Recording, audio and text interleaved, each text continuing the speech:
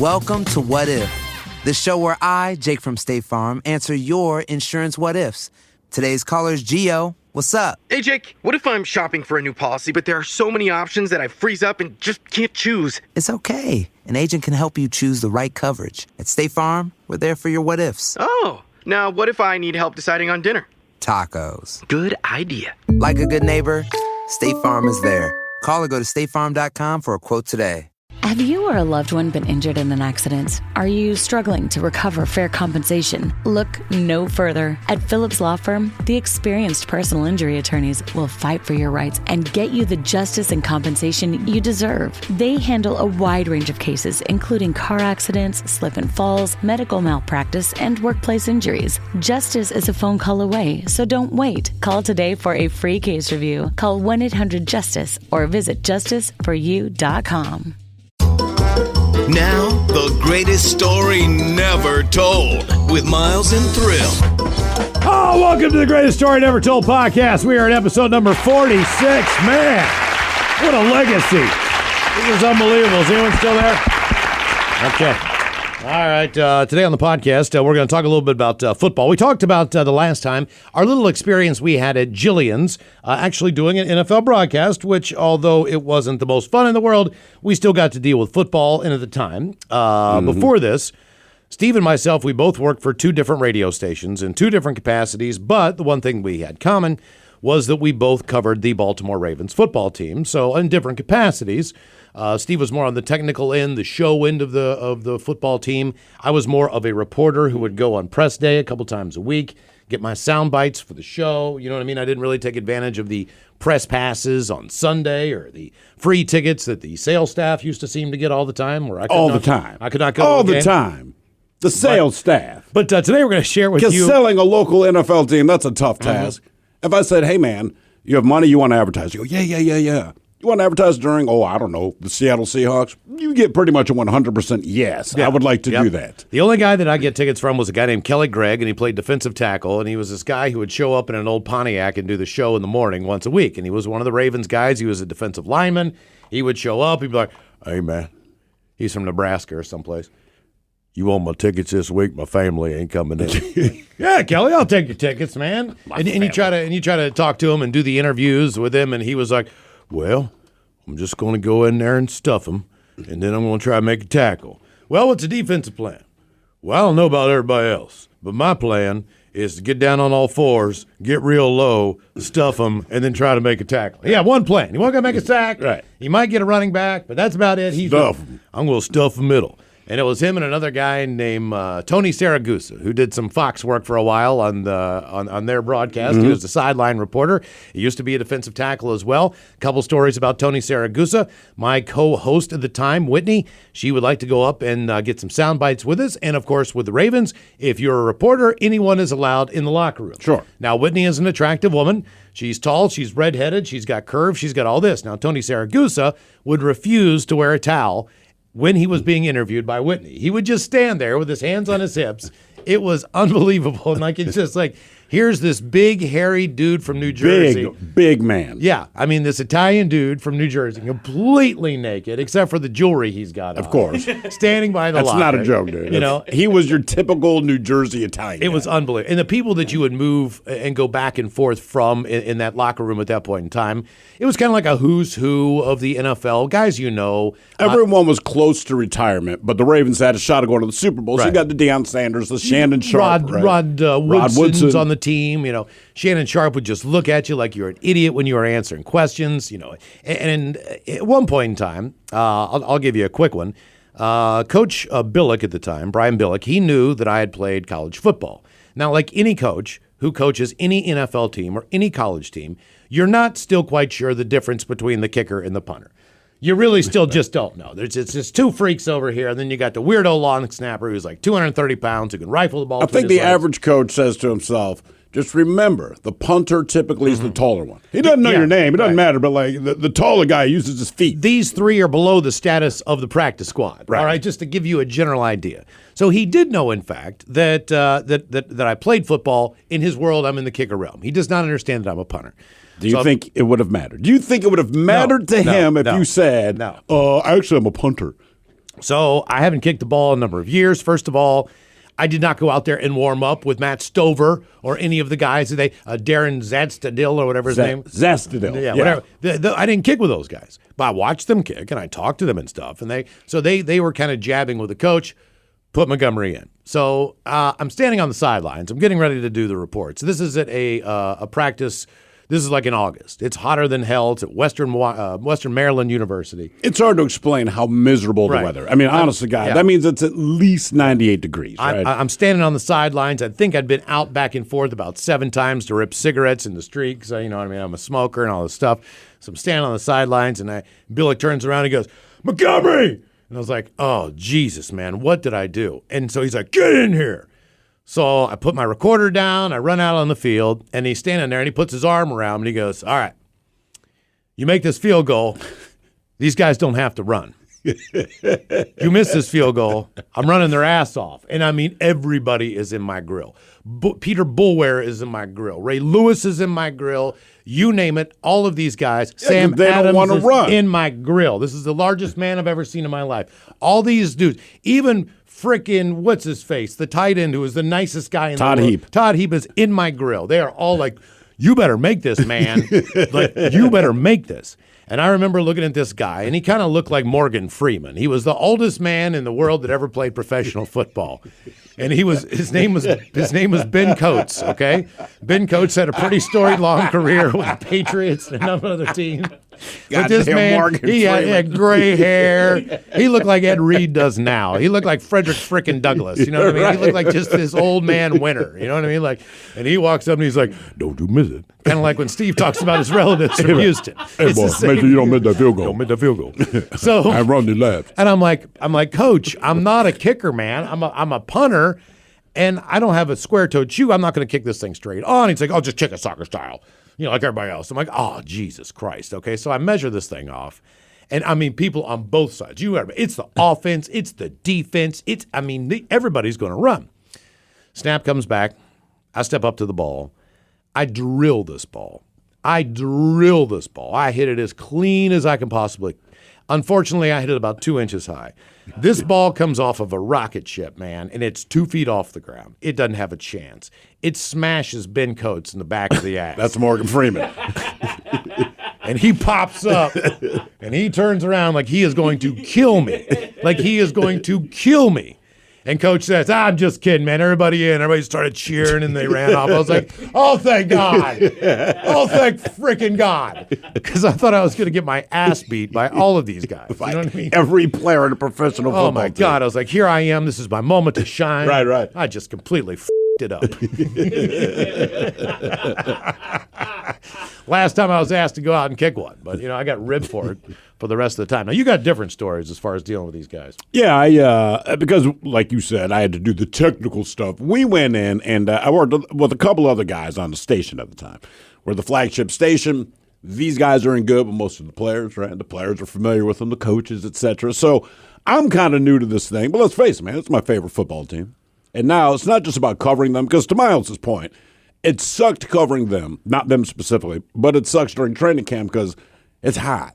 And you're just standing outside, you're sweating, watching a really bunch of sweaty guys pissed off to be there. So, like, it wasn't fun, but it's still, it's an experience. You end up just talking to these guys as human beings. You do. Because you got so much time to kill. You're standing there just effing off and just talking about whatever. And they do bring up the fact that you smoke. Mm-hmm. Man, you let them bomb smoking. Yeah, man, that's like they...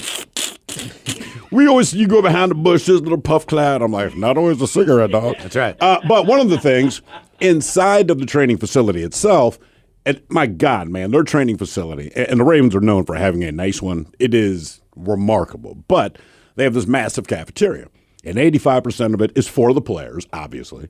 And then there's a place for, like, the reporters and that kind of thing. And we have, like, big, what do you call it, like social seating. So it's like 20 guys at a really long table. And it's all the reporters you're familiar with. So all the guys that you see on your local news at night, all the guys that write for the paper, blah, blah, blah. They're all there. They're all covering the team. And I'm there with my guys, and we're all just chatting. But one of the things, you can get any kind of food you want, right? Because these guys need calories. So this is not like going to the veggie grill. This is like going to man heaven. So, like, if it's made out of fat it is there, man. Cafeteria's unbelievable. You can get steak, lasagna, all kinds of pasta. What, they just want carbs. Pork chops, They ribs. want calories. That's it. But also, it doesn't stop there. They also have big fatty desserts, right? So they have this self-serve, soft-serve ice cream. All right? And to me, I don't care how old you are. If there's a place where you can self-serve ice cream and the little soft cones or whatever, like, you're all about it, man. So I eat my food. I'm excited to go over there. I get some vanilla soft serve in this little cup, and Rod Woodson's there. Now, Rod Woodson, he's your consummate NFL player because, like, he does not smile.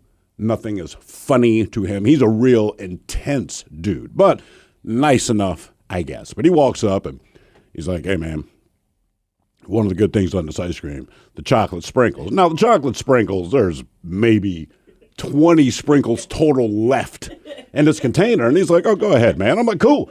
So I take what's left. I dump it on my little soft serve, right? And I'm thinking to myself, that's cool, man. Rod Woodson actually came up to me, just to say, man, put sprinkles on your ice cream. I'm like, what the kind of day is this? So I'm sitting there with the reporters. We're talking about whatever. Now, Ray Lewis is always the last guy to walk in because he does most of the media stuff. He's constantly being interviewed, and he's fresh off his murder charge. So, he's still dealing with that stuff. So he rolls in about 20 minutes later. No big deal. A couple guys greet him, and now he wanders over to the soft serve ice cream, and he's chatting with a few guys, and he's kind of absently making himself a cone or a bowl or whatever. But he drops his ice cream in his bowl. Then there's this weird pause, and you're like, who the ate all the goddamn chocolate sprinkles? And I'm like, oh my God, right? I mean, so everyone at my table's looking at me, and I'm like begging them with my eyes, like, please do not say anything. Like, he's seriously melting down about this. So I think order has been disturbed. Yeah, and I mean, oh man, it gets real uncomfortable. And what I realized was, I guess everyone on the team at the time knew that Ray's all about chocolate sprinkles on his freaking ice cream. Well, I don't know this. My man is going crazy for like a good 2 minutes, which doesn't sound long, but 2 minutes when you may or may not be on the receiving end of a Ray Lewis beatdown is a lot. And again, the whole time I'm like, your goddamn chocolate sprinkles, These man. dudes are huge. This is not the way to react. But I'm not going to tell him, Ray, don't you think you're overreacting? What are you, a child? That's what I'm thinking. You're not going to say that to him. See, all I'm thinking is that he full on set you up. Rod Woodson did. You bet. Yes, he did. It's because he's a Steeler. Yes, he did. He was a Steeler. That's He's right. a jackass. Once a Steeler. So Ray Lewis is freaking the F out. Now, no one points out that it's me, and whoever works back in the kitchen eventually comes out with a refreshed tray or cup or whatever it is of chocolate sprinkles, right? And now the world's a fine place, and Ray got his sprinkles. And after all, and seriously, man, like my hands were shaking because he is, dude, like he's pissed off. And some of the players are kind of chuckling about it, but whatever the case, when all of this goes away and Ray finally puts his sprinkles and settles his soul and soothes back into a human being, because that's what it takes. God, I hate to say it like that. He'll hear this and be like, I heard what you said. But once he got his sprinkles, I remember Rob Woodson just looks at me from across this room, and the one and only time I've ever seen this man smile was then. And I'm like, you mother. But I'm not saying anything to him either. As intimidating as the players were in the locker room, the coaches were more intimidating. Brian Billick was like 6'7". He weighed like 230 pounds. He is a huge dude. Some of the other coaches, between like Mike Singletary, Ken Norton Sr., these guys were already professional linebackers. Yeah, but Mike Singletary also is crazy. They're all nuts. Yeah, but like Mike Singletary, look, they're all nuts. They have to be intense based on the nature of the job. Mike Singletary, to me, is crazy among crazy people. People that can't look at him in the eyes. You can't look at him in the eyes. Like, he doesn't blink. Like, honestly, Mike Singletary does not have eyelids. A man just stares at everything. And I'm like, there's something wrong with him, man. We've had a couple other weird experiences. Fast forward probably a few years from this point in time. Steve and I are doing like a pregame party broadcast, something down by near the stadiums. I can't remember what the hell it is. What the hell is this? We just did like some kind of party, or I don't know what the hell it was. But so we're sitting down there with White Leroy and a couple other people in this parking lot, all right? And kickoff time's at 1:05. This jacked Mercedes just pulls up right beside us. Oh, yeah. And, I mean, this is like one of the nicest ones you can buy. And keep in mind, it's 11:30. Kickoff's at 1 o'clock. One of the DBs jumps out, Chris McAllister, and he's got a couple tickets. He's like, hey, Trina and such are going to come by and get these tickets, whatever. Like, just give them to him. Like, all right, man. I'm looking at my watch like, it's 11:30, man. You got to get in there and get taped up. He's kind of notorious. Yeah, so he's just kind of like, yeah. He gets in his car. Not a half an hour later, these two strippers, absolute strippers, come up and take the tickets from us. Which Chris said he left it with you. Tickets. Yeah, we got the tickets right here. Oh, my. Look at that go down. Like snake, skirt, like walking down in heels. Still got a mile to go to the stadium. One of those situations where you're just like, Jesus Christ. The only other ones that I know that are a little bit, there was one guy who the team hated so much that they basically left him passed out drunk in a restaurant kitchen one night. With food in his mouth. Yes. I will not say who the player was. They just gotten him that year, and the guy's a D-bag, notorious D-bag. But usually teammates will still back the guy up. They did not like him either. The team that he had left before that did not like him, so we're talking to a bartender. He's like, yeah, some of the guys from the team were in the other night. This particular gentleman somehow made it back into our kitchen where he should not have been. Passed out drunk. I want to say he had a biscuit in his mouth. Yeah, they stuffed like a roll in his mouth or something. Steve would do these gigs where Ed Reed would show up, but Ed Reed had the hots for this chicken, like a Best Buy or whatever it was. But the girl wanted to have sex with Steve instead, was just pissing Ed Reed off. Like, he's a pro athlete, multi-million-dollar contract. She didn't want to have anything to do with it. He's all pro. Here comes this schleppy AM guy in a T-shirt, hadn't showered in a week. And she wants to F him. She wants me. Yeah. And look what Ed Reed got. Hall of Fame. Whatever. So what? He looks like, she wanted me. By the way, I will say Ed Reed, probably the nicest professional athlete I've ever been around. And then one more story before I go about Steve almost killing a kid in a bouncy house. Now, again, this goes back to Ray Lewis and the potential for Ray Lewis's temper. So I don't know how we got this gig. It's just at the radio station, but basically Ray Lewis, whatever you think of him, one thing he did every year for impoverished kids in Baltimore, also known as Kids in Baltimore, he would kind of do like a Secret Santa thing. I mean, he just took whatever money he had and he bought, and not like crap toys either, man. You're talking like remote control planes. I mean, stuff you wanted your parents to buy you, but they wouldn't. So he would do that because, like, once a year, these kids got anything. And one thing about him was they did it in this kind of like, I don't know, youth center somewhere in East Baltimore.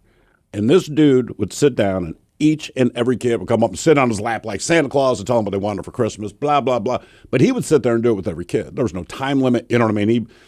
I think most of us, no matter how murderous we might be, when it comes to kids and helping them out, right, that's the kindness. Well, in the basement of this thing, they had this giant-ass bouncy house, moon bounce, whatever you want to call it. No problem. So for part of this function, me and this other guy I worked with, he was just like, hey, fellas, need to do me a favor. No problem, Ray. What do you need, man? Down in the basement, got the moon house bouncy thing.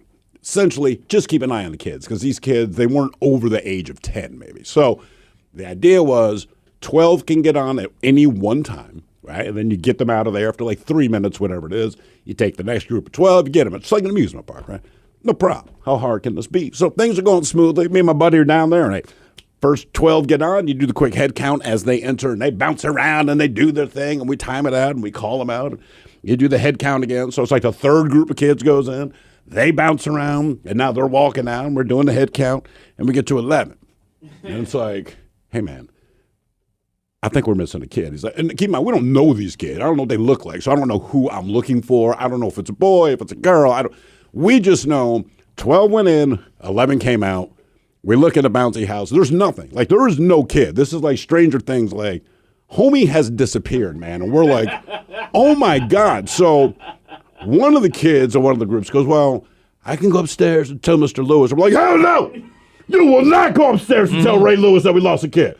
Shut your effing mouth. Hang on. Let's figure this out. Our whole thing is, I'm not telling him we lost a kid. He'll kill us. Okay, and again, it's right after his murder stuff, you know what I mean? So the idea that he'll kill you, you're not necessarily being figurative. Like, no, man, I mean, like, he might kill us. So we are looking for this kid we cannot find, and the other little kids are no help. Like, guys, one of your friends, we can't find them. Do you know where they are? You know, kids, they just shrug, and they don't necessarily know each other either, right? And it's like, oh, my freaking God. I don't know who their mother is upstairs. Like, we can't, like, pull her aside. I'll tell you this. She's looking at Ray's Gladiator collection in his living room because it looks like 300 up there. And we don't know what to do. So, man, but our whole thing, we're starting to sweat because I'm like, look, and this sounds bad, but I was less worried about the kid than I was about me. All right? Look, if the kid had been kidnapped or grabbed by a pit bull and dragged out in the parking lot. I didn't care. The problem was the fact that it happened to my watch. I got to deal with Ray Lewis. So, like, the safety of the kid, sad as it might be, second on my list of priorities. My self-preservation is definitely peaking here. And my buddy Ben, he's sweating too. And it's like, oh, my God. So after about 4 minutes, we find this kid. And thank God the kid didn't suffocate. When you set up these bouncy house things, the bottom of it, the part they're jumping on, it's like it's its own air mattress. And then the part that covers it is a separate piece. We did not realize this. The kid somehow got wedged between the air mattress and the part that you attach to the outside. So when we're looking for this kid, you see this little hand popped up, and we're like, oh, thank God. I mean, we pulled this sweaty-ass kid. You all right, man? You all right? Yeah? Almost Okay. drowned in a bouncy house. Hey, just do it. And honest to God, last words I spoke to this kid. I said, do me a solid, brother. Do not tell Ray Lewis what happened. I swear to God, I was like, look. You can come back. Right. You'll get invited again. You can go in with everybody every time. There you go for football, guys. There's the Greatest Story Never Told podcast. Episode number 46 in the books. Now we're going to do a little sit and spin and get ready for a show. Fit and Spin the ball. You've been listening to The Greatest Story Never Told with Miles and Thrill on radio.com. Oh, man. A Double Flush production.